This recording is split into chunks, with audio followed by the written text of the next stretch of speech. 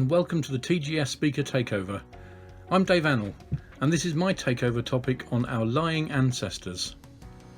With the Genealogy Show 2020 unfortunately postponed until 2021, here's a short taster of what you can look forward to seeing at next year's show. The idea for this talk, My Ancestor Was A Liar, came when I was in the middle of some research for a client, and it occurred to me that practically everything I'd found out about the family seemed to be a lie. Sifting through the evidence to find the truth, or at least what passes for the truth in the world of genealogy, is a skill which all serious family historians need to develop. The information left by our ancestors is all too often misleading, inaccurate, or just plain wrong. As we become more experienced, we find that they had any number of reasons to be economical with the truth. My talk explores these reasons, and it soon becomes clear that one factor more than any other forced our ancestors to become liars: the spectre of illegitimacy. Both in social and in legal terms, there was a huge stigma attached to illegitimacy, and it's clear that our illegitimate ancestors went to all sorts of lengths to cover it up.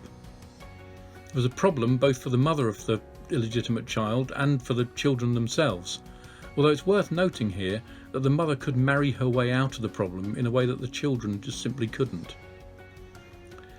Illegitimacy is often hidden by the marriage of the mother soon after the child's birth. The child is simply adopted by their mother's new husband, who may actually be the father of the child anyway. But then in later life, the child may have to face the question of what to say when he or she gets married themselves and they're asked to name their father. And there's clear evidence that leaving a blank space where the father's name should be was the least popular option. Inventing a father's name was preferable, if you could get away with it. Of course, there are other factors that might encourage our ancestors to lie, largely to do with restrictive marriage and divorce legislation, and it all impacts on our research. We need to learn to spot the patterns and to recognise the telltale signs which suggest that something's not quite right. And we need to let go of the idea that everything we read about our ancestors in the official records is necessarily reliable.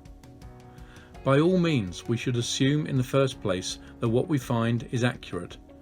But as soon as things start not to add up, as soon as the facts don't fit, we need to take a step back and ask ourselves, but what if that wasn't true? What if my ancestor was a liar? Be sure to follow the Genealogy Show on our social media platforms to keep up to date with all of the latest news. Thanks for watching, and I look forward to seeing you at the Genealogy Show in 2021.